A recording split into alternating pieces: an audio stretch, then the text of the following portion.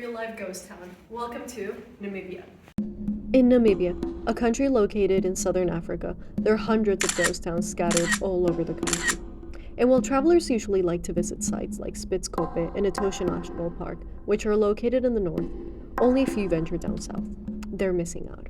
Right outside of Lüderitz, you'll be able to find Kolmanskop, the best preserved ghost town in the country, and you can actually visit with a guided tour.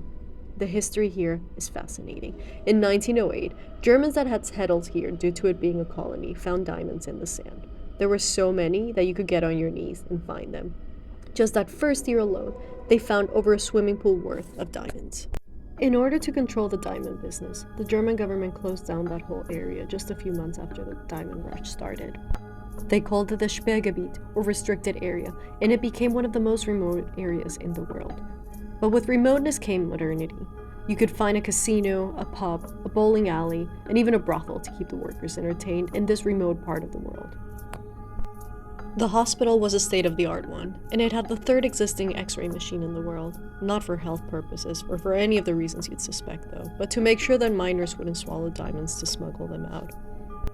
This desert town was like no other because of how wealthy it was, but by the time the First World War struck in 1914, the diamond rush was officially over.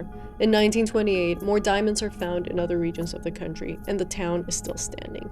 By 1938, the diamond price falls, and the mining stops, but people continue to live here up until 1956, when the hospital shuts down, and people are finally forced to move out. 2 years later, it was already a ghost town. There are dozens of towns like Kolmanskop scattered all over the country, but this is the most famous one. You can go inside the buildings at your own risk, and there are guided tours twice a day. Would you go out of your way to visit this ghost town too?